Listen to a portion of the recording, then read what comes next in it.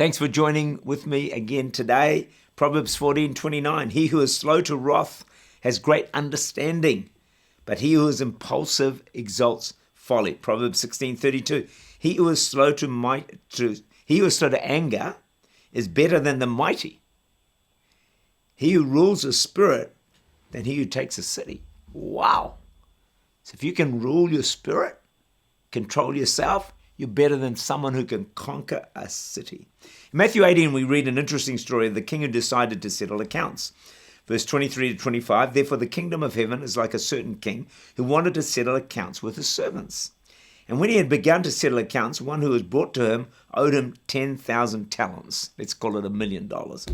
But as he was not able to pay, his master commanded that he be sold, and his wife and children, all that he had, and that payment be made.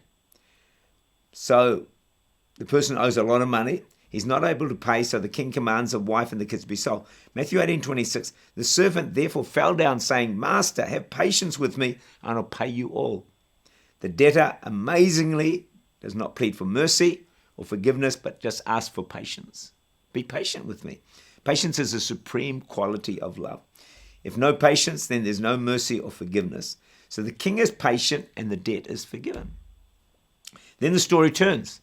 The man who's just been forgiven, let's say millions of dollars, goes to someone who owes him far less, let's say thousands of dollars, and demands payment. The servant begs for patience, but the man refuses and throws the servant in prison. Can you imagine what the king felt when he heard what had happened? So Matthew 18:32 to 34. Then his master, after he'd called him, said to him, you wicked servant, I forgave you all that debt because you begged me. Should you not also have had compassion on your fellow servant, just as I had pity on you? And his master was angry, delivered him to the torturers until he should pay all that was due to him.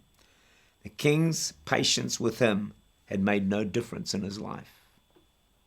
It's amazing how God's goodness at times makes very little difference in our lives and in some people's lives.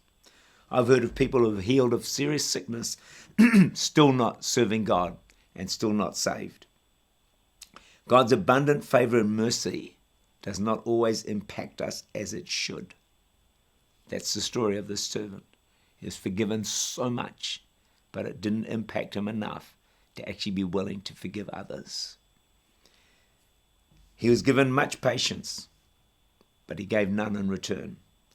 Makes you wonder if he actually understood the gift he had received in the first place. When you and I find patience hard to give, maybe we need to ask the same question. Do we really understand, comprehend how patient God has been with us? I depend on God's patience many times a week, as I'm sure you do. If God's been that patient with me, gosh, I do need to learn to be more patient with other people. It's so easy, isn't it?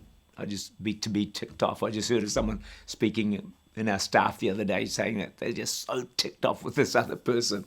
And I think for valid reasons. But that's when the challenge comes, doesn't it? To be patient. To give the person time. God's been so patient with us, so patient with me, unbelievably patient with me. I need to learn to offer that patience with other people. Maybe you've heard about God's patience. Maybe you've read about it.